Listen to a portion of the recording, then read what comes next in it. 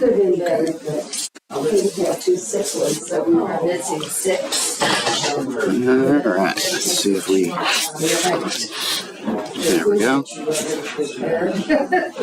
We are live. If you need any help, Shirley, let me know what that food is at.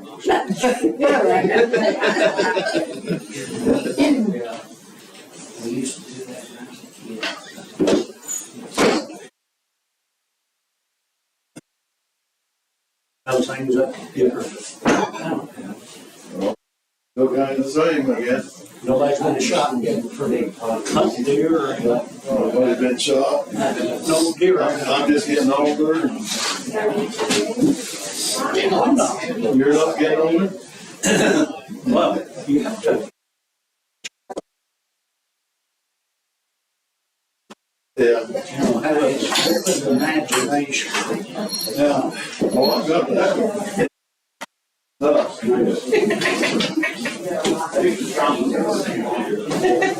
the most part. Crops out. Oh, there's some late beans here. Here in Jay. Okay, so not hot. Yeah. We haven't started doing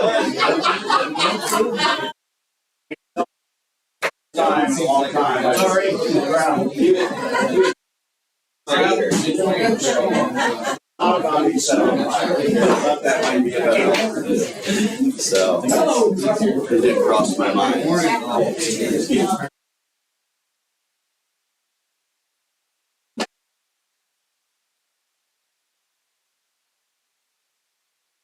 But he started a pile of thing. We don't start anything on now, Virgil's rules are always now.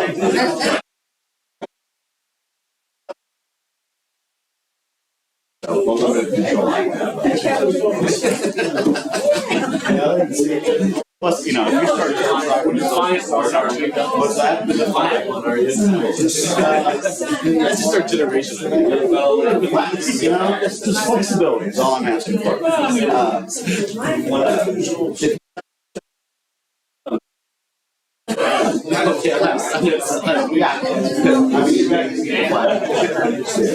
It's fine. It's not like Catholic mass where you shall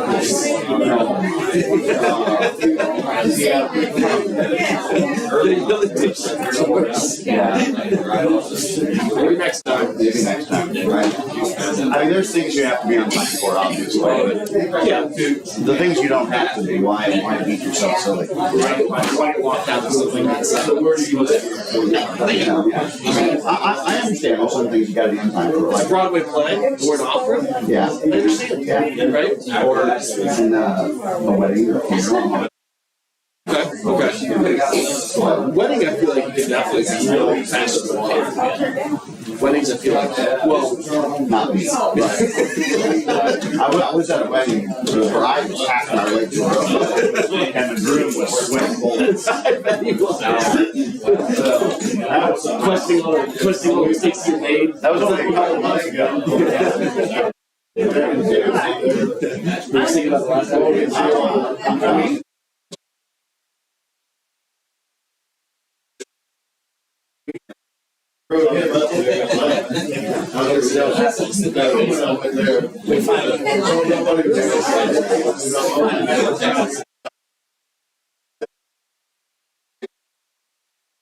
Singing out. I love it, a dream. We don't do that. Pretty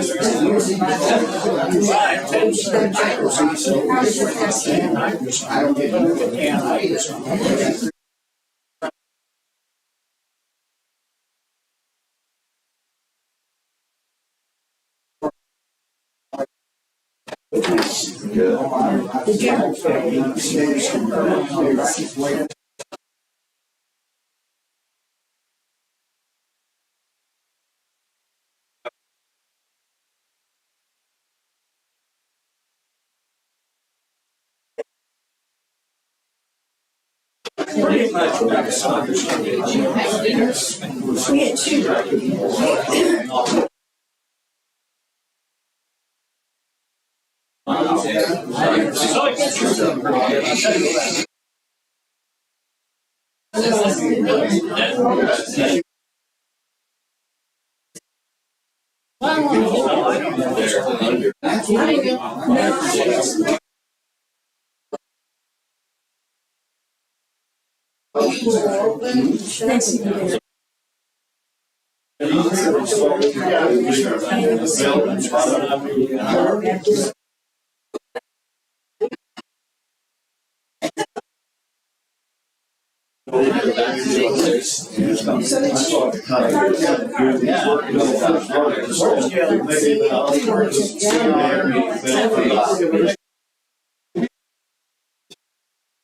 Here it is. It's really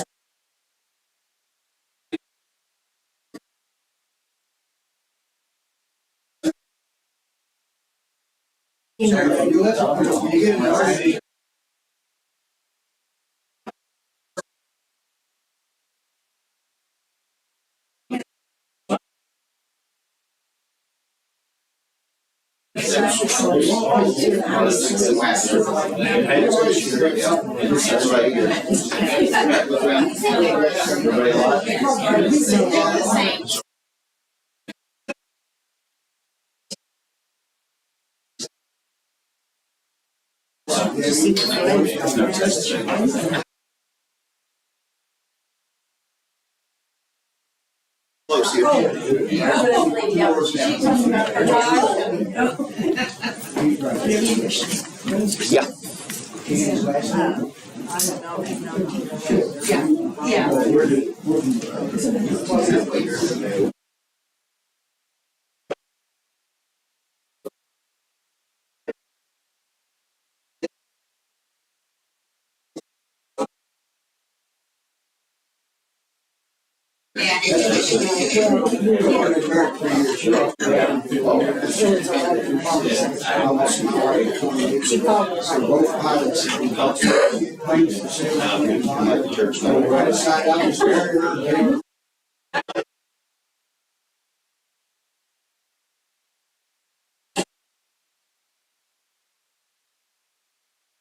Lately, I know.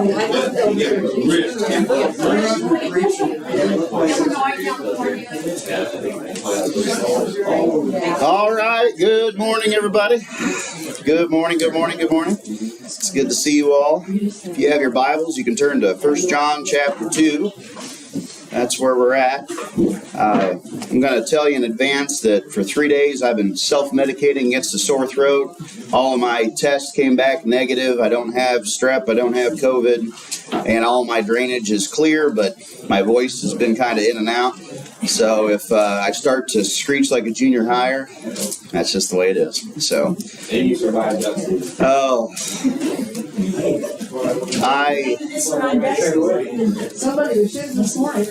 Okay, so I'll tell you all real fast stories so you can get a good laugh to start the morning out. Chris wanted me to go with him on Thanksgiving morning duck hunting. So I put on 3 layers because I figured, as warm-blooded as I am, that should be enough. And when, yeah, I did.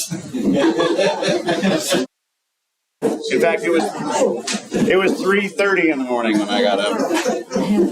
Jonathan went with us, and anyway, we get out there, and for the first time in a very long time, I find myself unbelievably cold.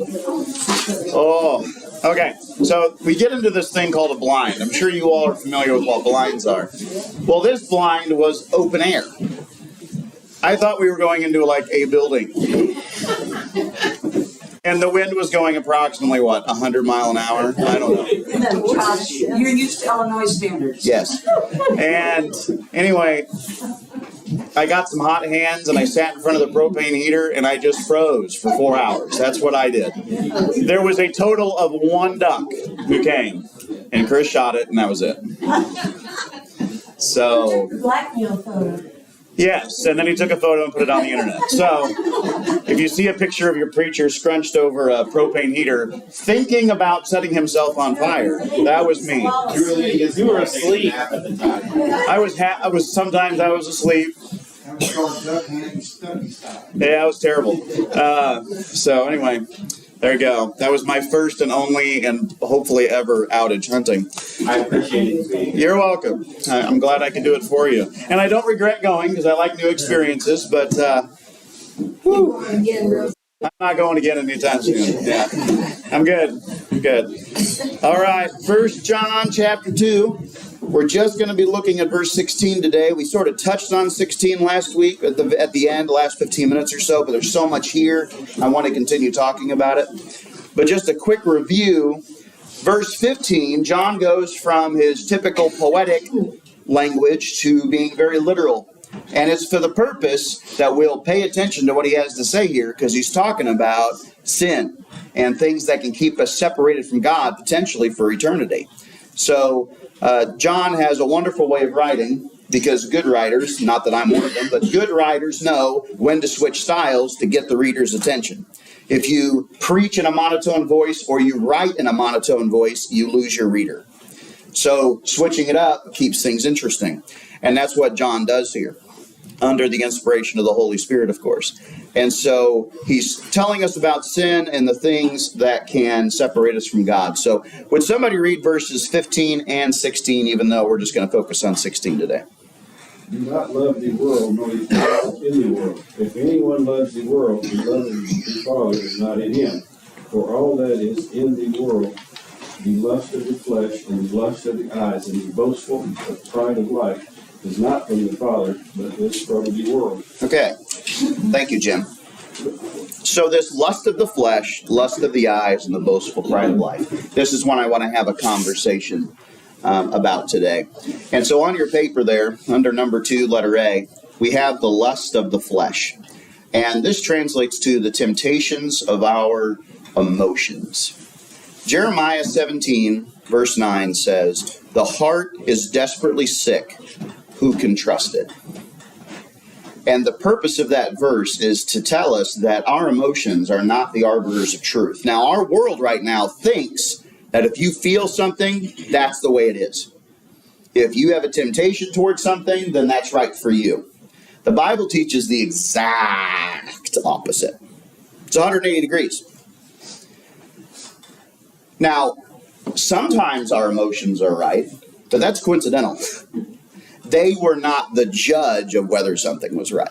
Sometimes they just happen to be in sync with reality. But the truth is, oftentimes, things like anger and jealousy, revenge and offense, which is what number 1 says there, and also disgust, selfishness, laziness, etc., all of these emotions can actually be the opposite, encouraging us to do the opposite of what we should be doing. For example, anger. Who here, when they've gotten angry, have ever accomplished anything good? Pretty rare. Might happen once in a grand blue moon. I can think of maybe once, maybe twice in my life where it was possibly justified. Maybe. It's teetering on the possibility of maybe not. And the point of that is, because the moment you get angry, what does the other person do? Get angry. And then which one of you backs down? Neither.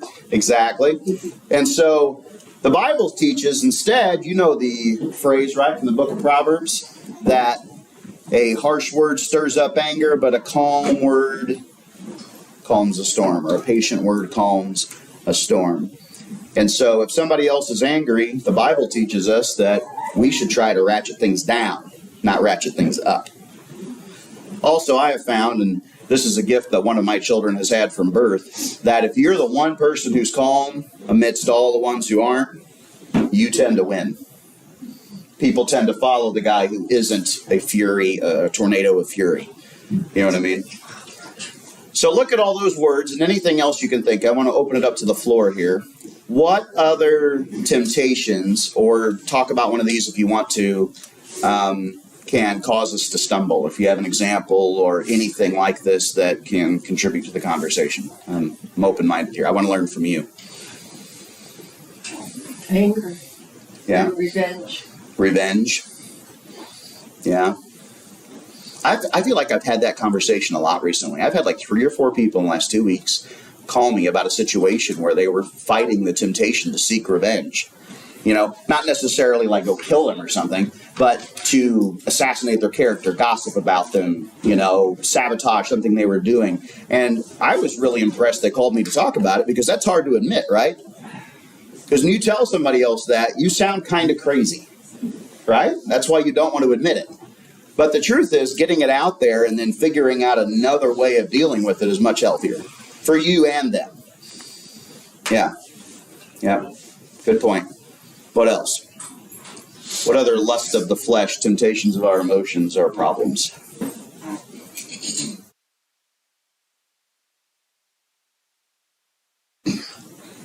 Too early? Grateful I'm not in a duck blind freezing to death. So, in fact, now that I'm back to sweating, as you can tell, I'm okay with it. I'm okay with it. Yeah, it was too cold. Let's talk about offense. Some things just rub us the wrong way. But recently, culture has decided that if something rubs you the wrong way, then that is wrong. Like that's the final arbiter of decision, that is wrong. But the truth is, we can be offended by truth, can't we? Yeah. And if you're offended by truth, what's wrong, truth or you? Right. Yeah. In fact, the Bible talks about at many points that the gospel will be offensive to some. And that by simply telling the truth, we're going to offend some people. Now, that doesn't mean we're offensive for the sake of being offensive. Have Christians sometimes been obnoxious? Yes, that's not good. But if we're just telling the truth and we're doing it kindly, that's going to offend some people. And so it's not the offense that tells the truth, it's the truth, the gospel, that tells the truth. All right? So what do you do about that? Well, first of all, and I'm glad you brought that up, I think the first thing is to make sure we're not being offensive for the sake of being offensive. Second of all, that we're not offending people over something unnecessary. For example, if I'm going to offend somebody over the gospel, fine. But if I'm picking a fight over something that's not the gospel, maybe that's not such a good idea. I don't want to mix earthly things with spiritual things and offend somebody to the point where they won't listen to the gospel because I got on them about something else. And then finally, back off. Once you've said the truth, once you've witnessed, once you've said, what the truth is, do you have to continue? No. Give them some time to let it soak in. I'll never forget when I was in Bible college and I wasn't yet convinced of the truth of baptism and salvation. I had a professor visit me at 10 o'clock at night in my dorm room. Now, if you're a college student, what are you doing at 10 o'clock at night in your dorm room? Maybe you don't want to know. But I was just sitting in my shorts watching a movie already, trying to fall asleep. And then he knocks on my door, no call ahead, nothing. And he wants to tell me that I'm probably going to hell because I don't understand that baptism's a part of the salvation process. And I just laughed in his face. Was his approach appropriate?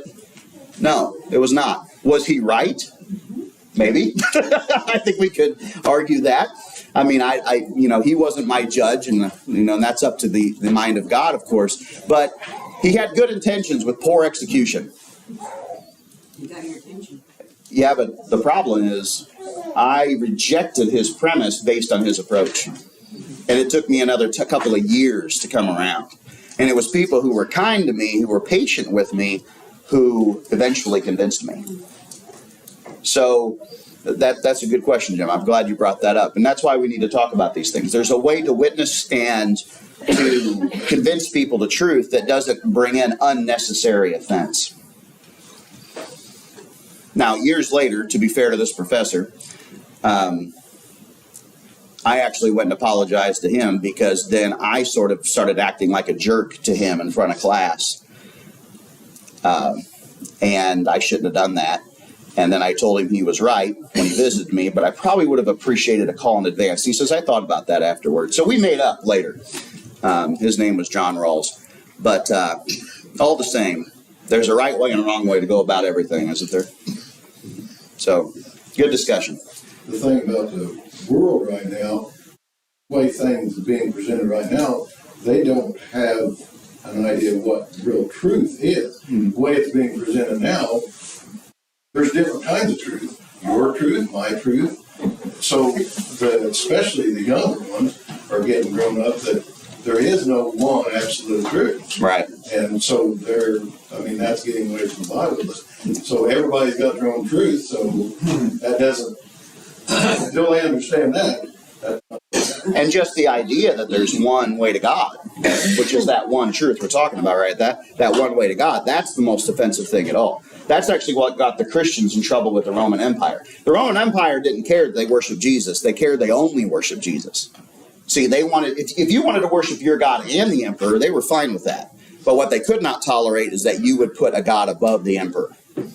Well, that's the problem with today's culture as well, is that they don't really care if you worship Jesus. What they care about is that you worship only Jesus above all men and all other ideas, and that he's above everything and everybody else. And that will always be an offensive idea. But at the same time, we don't want to offend for the sake of being offensive. So, good point, Roy. Appreciate it. Anybody else want to build on anything anybody else has said? And one other thing Roy said that I like was talking to the youth. That's something I still do a lot with, and of course Alex too. And approach is more important with youth than it is with adults even.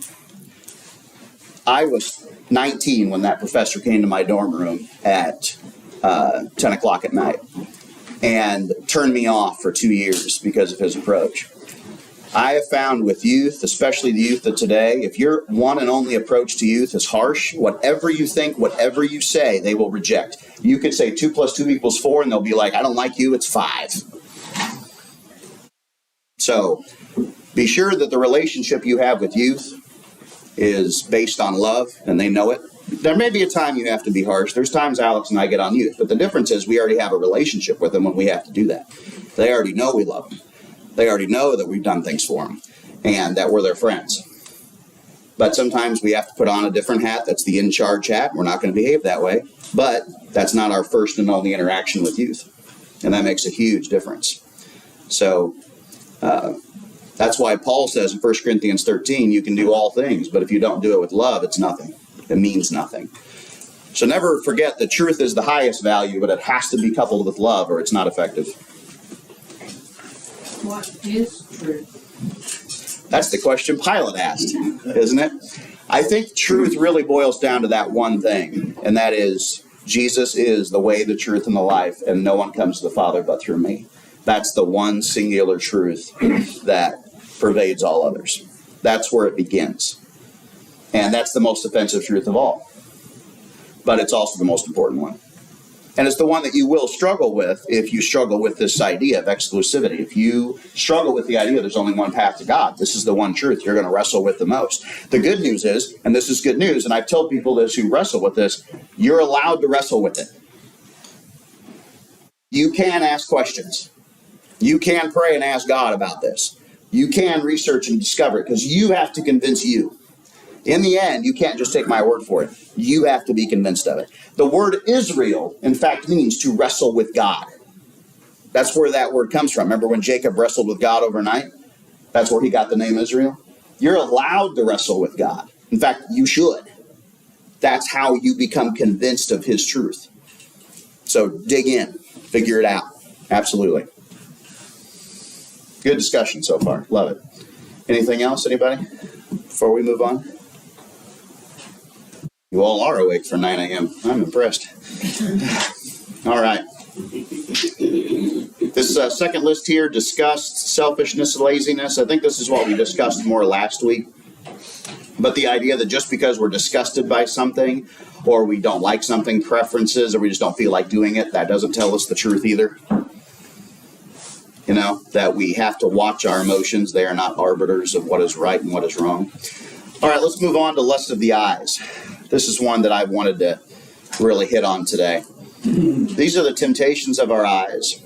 This is equating attraction to what is right, something that is pleasing. Can you think of somebody who saw something pleasing in the Bible and was attracted to it and then went for it and it didn't work out for him? David. Yeah. David, yep, with Bathsheba, right? Who else? Samson with Delilah. Very good. What else? It's always a woman, isn't it?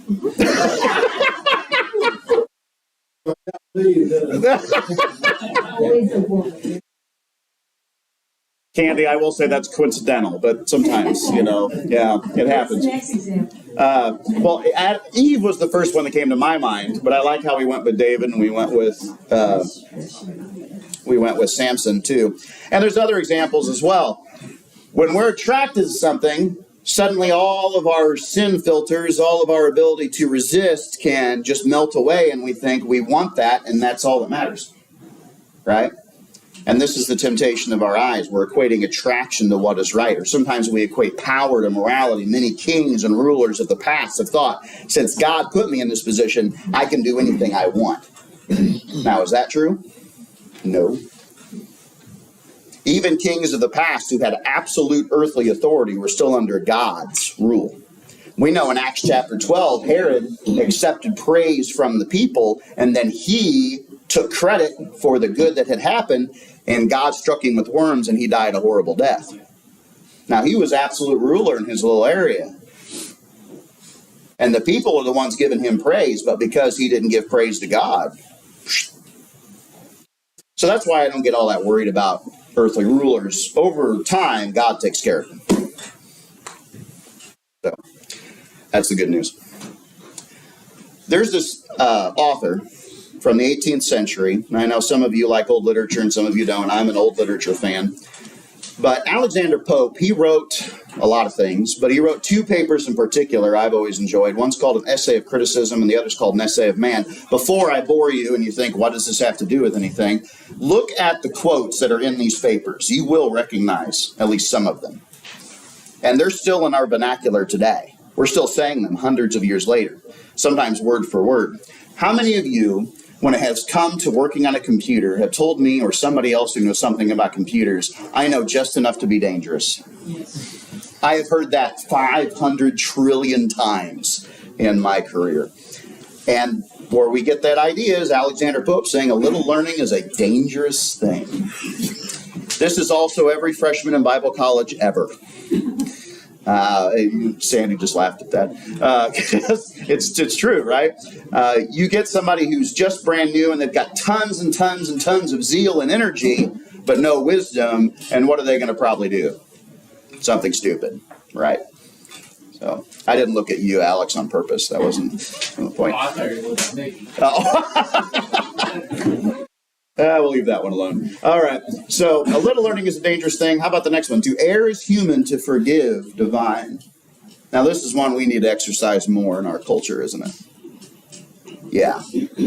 Sometimes we treat the smallest error with the huge, we make mountains out of molehills constantly. I feel like that's what 24/7 news is. There's not enough news to fill 24/7, so they just either repeat the same things every hour, or they just, capitalize on something that's just not that big of a deal. And instead, the attitude that God asks us to bring is, how many times should we forgive our brother? Yeah. That's a whole different ballgame, isn't it? That's a whole new world. And then this is one of my favorites, because I feel like for most of my life this was me. For fools rush in where angels fear to tread. I've never had a shame gene. I've never had an embarrassment gene. Never bothered me to try anything, do anything, say anything. Go ahead, Richard. Yeah. Well, I tell you, I never thought I could be that cold, but I could be that cold. And then I told Chris, if you know another piece of old literature, Dante's Inferno, the lowest level of hell is frozen. Good times. So another paper he wrote, and this phrase you don't hear as often, but it's definitely in our culture today. Whatever is right. That's how he ends Essay of Man, Part 1. That's the last line. And now he doesn't actually believe this. He was a Christian author. He was mocking the morality of his time in Europe. Now, Europe has always been ahead of us in terms of trends. They were talking about evolution 100 years before we were. They were experimenting with alternative forms of morality 100 years before they were. If you want to know what's coming here next, look at Europe. It'll be at our coast, and then over time it'll come here. That's how it's always worked. And so Alexander Pope was way ahead of his time for us when he was saying whatever is is right. Because people were already making the argument back then, well, I was born this way, or this is how I feel, or this is what I want, and that's okay. And my counter to that when I've been talking to people individually is God made me hungry when I was born. And I have been hungry ever since. I could eat forever if I never told myself no. I'm actually kind of proud of myself because I lost a few pounds and I fit in the shirt better this morning. It's not so tight. But I guarantee you it was not because I obeyed my desire to eat more. It's because I constantly fight that desire. Well, fighting that desire is what's best for me. Well, it's the same thing with other sin and temptation. If we just give in to whatever we want to do whenever we want to do it, that's what leads to destruction. It's self-discipline that provides freedom from that, the ability to move forward and to do better. And so I just wanted to throw these quotes at you this morning because you may have said some of these things, heard some of these things, and I think it's useful to know where they come from and to realize that it was actually a Christian author of his era criticizing the morality of his culture at his time. You know, we often think that if we could just go back 60 years, we go back 200 years, that the world was a better place. Yes and no. Yes. Depending on where you were and what was going on. But that just goes to show you human beings have always been human beings and we've always struggled. And I'm convinced we don't live long enough to learn our lessons. We repeat them too. Yeah. And then this final quote, hope springs eternal. That's my favorite. Hope still flies. I'm an optimist. Sometimes in the short term I'm a pessimist, but in the long term I'm always an optimist because I know how everything ends, don't you? You know, we're going through Revelation right now in the sermon series. I promise you it ends well. Hold on. If you hold on, it ends well. No worries in the end. All right, any other thoughts about temptations of the eyes or anything else we've just talked about there? We're doing good today. I'd actually get through a paper. That'd be a miracle. Well, I guess I do have one more thought about fools rush in where angels fear to tread. Is it more likely that young people will do this or older people will do this? Yeah. Younger people, right? And again, if they're going to rush in where angels fear to tread, they're going to come out the other end probably battered and shamed and in bad shape. Are they going to be more likely to respond to the person that comes up to them and says, hey, you messed up, but I'm here for you? Or the person who comes up to him and says, you idiot? Which one? Be honest. I'm here for it. Yeah. The one who's like, hey, you messed up, but I'm here for you. And here's the thing. You do need to recognize the sin, for sure. I mean, if you don't recognize the sin, then they're going to just do it again. You got to get to a point of repentance. But you can do that in love. But if we use insults or prerogatives or just harshness, young people in particular, who are the most likely to do these dumb things, aren't going to respond in kind. Young people today, this is the difference between like past generations and now. Even my generation, there was sort of this understanding that every parent parented every child. But that's not true anymore. Kids have options today. That's why it matters. There's hardly any parent who's making their kid come to church. There's hardly any control of kids today to begin with. And so if they don't like you, they don't have to be there. So that's why it's important to have a relationship with a young person so that when the time comes to correct, you can. I have never had a problem doing that with one of our youth because I do my best to have a relationship with them. And again, there's a right way and a wrong way to do it. And one last tip I'll give you is do it in private. Never embarrass a youth in front of their peers. They will never talk to you again. Doesn't matter how wrong they were. That's a surefire way to make sure that they don't come back. So I always pull a kid aside and say, hey, let me talk to you for a minute. And I don't try to make it sound like a big deal. And that works. I can also work with adults too. Yeah, it's true. You don't want to embarrass adults in front of other adults either. Yeah. Private reprovement is always best. In fact, the Bible doesn't even authorize public reprovement until what? You've done it yourself, you've taken a witness, and then public recognition of the sin. So it's very rare to get to that third stage because most people don't even do stage one. But even then, Jesus has us build up to such things, never just from the beginning. And I think that's really important. All right. Finally, discontentment. this temptation of the eyes, believing the grass is greener on the other side. This is another issue with youth that I constantly run into, thinking that things are better if I could just go to that job or if I could just live this place. You know, every child who's ever lived in any town ever has said, this town is so boring, I can't wait to go somewhere else. And you know what the children of that town say? This town is so boring, I can't wait to go somewhere else. Because the truth is, wherever you are, it's up to you to make it better. And I think even adults can struggle with this, thinking, you know, if I only made 10% more money, or if I only had these friends, or if I only had that house. The truth is, the problem isn't the stuff you have or the amount of money you have, especially as long as you've got a roof over your head, heat, and you're eating. The issue is your attitude, discontentment.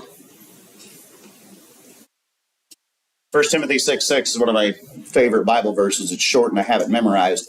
Godliness with contentment is great gain. That's a quick one to memorize, right? Godliness with contentment is great gain. You know, the world says great gain is fame or money or power. And the Bible says, no, how about godliness with contentment? Both of those are free, and they're up to you. That's the better bargain, isn't it? There's another, I've been saying, I've learned with whatever state I'm in there with to be content. Yes. Yeah, and isn't that hard? That's Philippians 4:12. That is tough, but it's true. I have the choice what attitude I have in any circumstance. In fact, I learned that from Chris Knapp. No disputings or murmurings, right, friend? Right. Even when I'm frozen in a duck blind. That's right. In fact, I want you to know I did my darndest not to be negative. I was very proud of you. Did you all hear that? Okay. All right. I'm getting better. All right. Good deal. The boastful pride of life. Boy, the temptations of our egos. Who does not have an ego? Raise your hand. Okay, that's what I thought. We have all been at times subject to this. Nobody is immune from this when our ego is challenged. And what that usually results in is doubling down on error. What that means is that you're wrong, somebody shows you you're wrong, and then you double down on it anyway. Now, you think, I never do that. Well, here's the sad truth. We've all done it at least once, probably multiple times. And you see it all the time, right? People who will hold their position because they publicly staked whatever issue on it, and now if they give up on it, they'll look like a fool. Well, the truth is they look like a double fool if they double down on it, but all the same. Or rationalization, you know. The truth is anything can be rationalized. I'm the king of this. I can make anything. I mean, when you've been a salesman for as long as I was a salesman, you just learn how to rationalize anything. And that's really dangerous because then you could make something wrong sound right. And that's a real problem. And defense at any cost. Anybody have any thoughts on that, Richard? I'd like to focus on that word ego for a minute. Years ago, I learned something quite fascinating to me. It's been a real blessing. That word means they know what it's referring to. This feeling we have inside that we're something special. Well, in the called the birthing movement of psychiatry. Everybody knows what a psychiatrist is. Psychiatrist Sigmund Freud came up with that term ego to describe that part of us that wants to think we're good and we can do all these things and we know what. But Alcoholics Anonymous took that word and gave it a definition. And I love the definition of alcohol.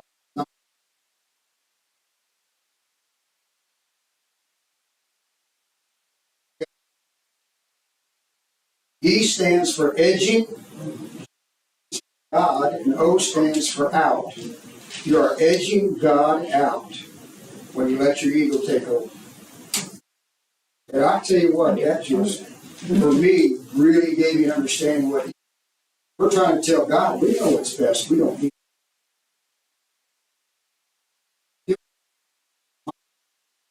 Alcoholics Anonymous, the success rate began to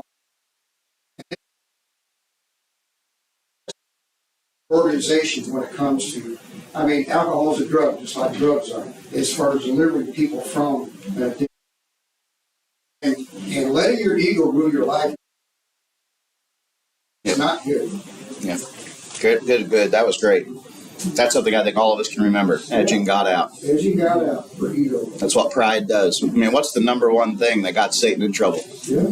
That. And what did he do? He edged God out. Look at where it got him. And don't think Jesus didn't have to struggle with that. After he'd been in the wilderness for 40 days. I love that story because notice Jesus 40 days. Where are you going to be feeling? Very miserable. Right. When you're down, when you're at the bottom, that's when the devil really comes in.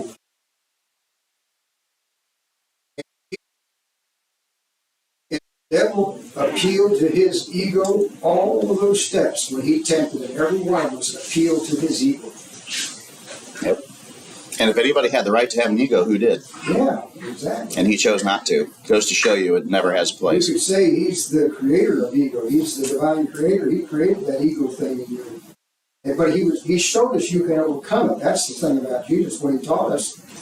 The Bible says he was tempted in all things as we are, but he did not sin. Did Jesus get angry? Sure, we saw him angry.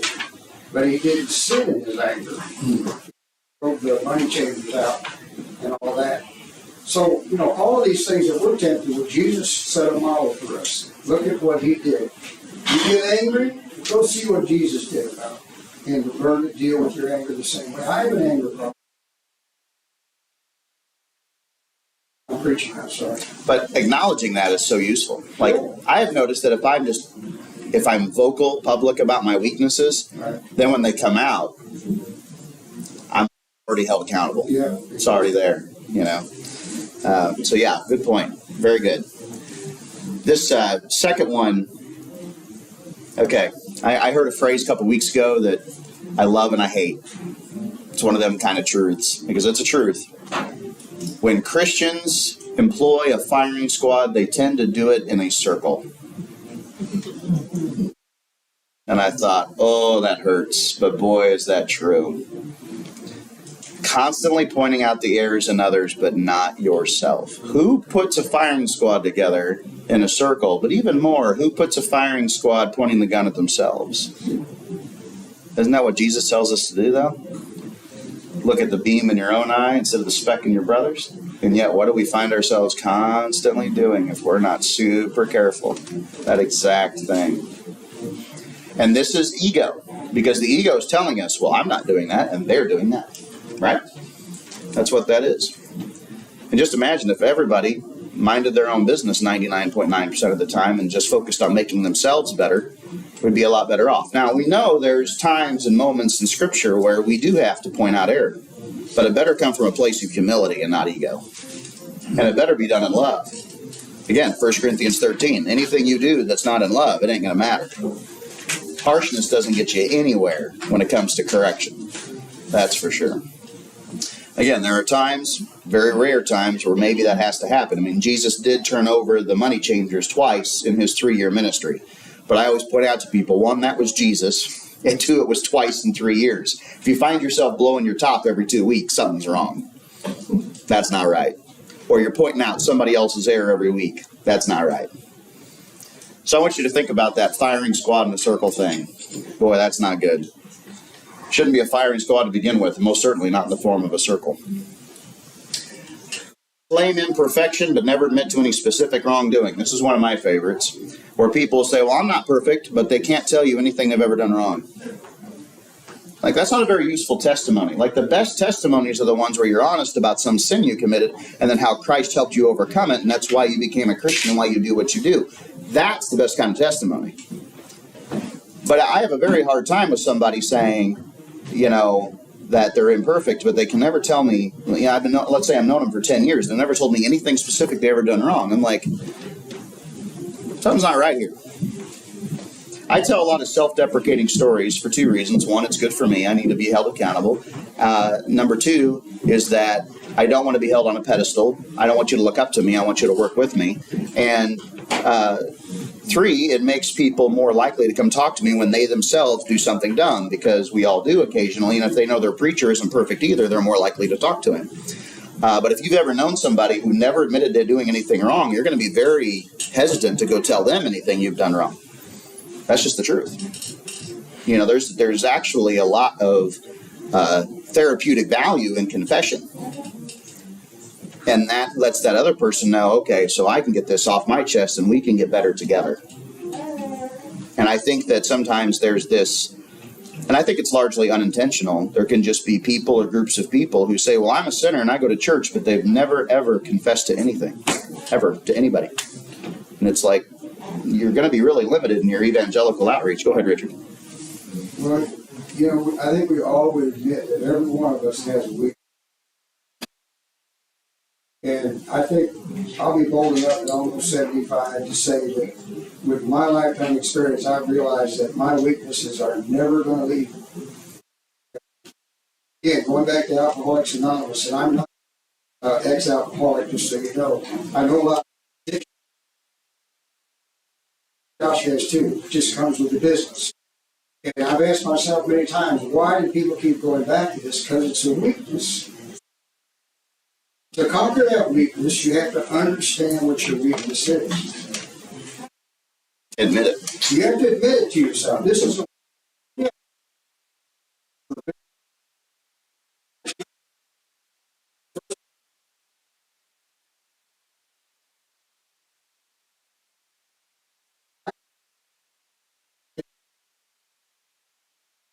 in their scheme of things, they realize how important it is to have an accountability group.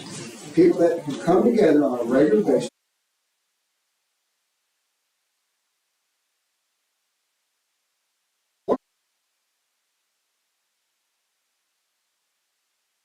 But they have an accountability program to help one another.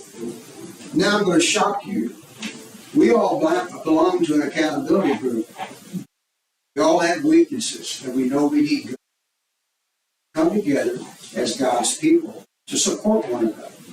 And when we have problems, I know there's something I'm having a weakness, a weak moment, and we all have them. My weakness is anger. I get upset about things. But my kids can tell you it took Dad a long time to figure out how to.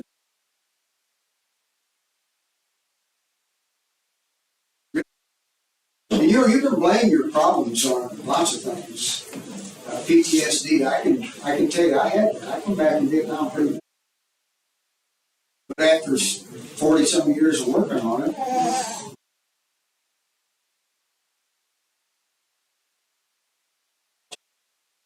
so I have people who are accountable. The first one is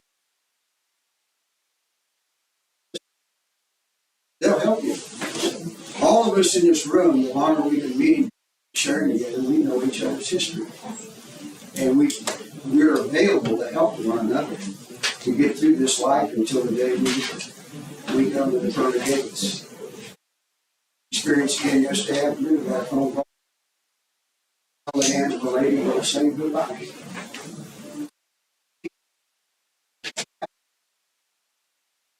Sandy coming out of his job, just getting tired of doing it.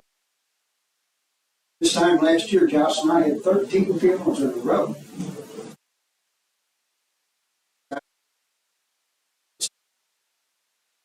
It's part of what you can do because God gives you the ability to do that. Make yourself available to somebody.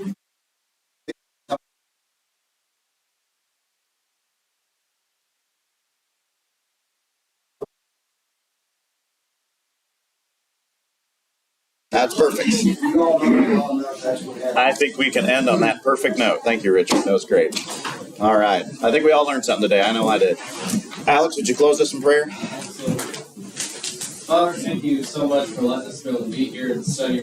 Thank you for giving us time to Thanksgiving, and also thank you for giving us this word and the many discussions that we've had today. Be with us as we worship and the rest of our week. Love you, Jesus Christ, and pray.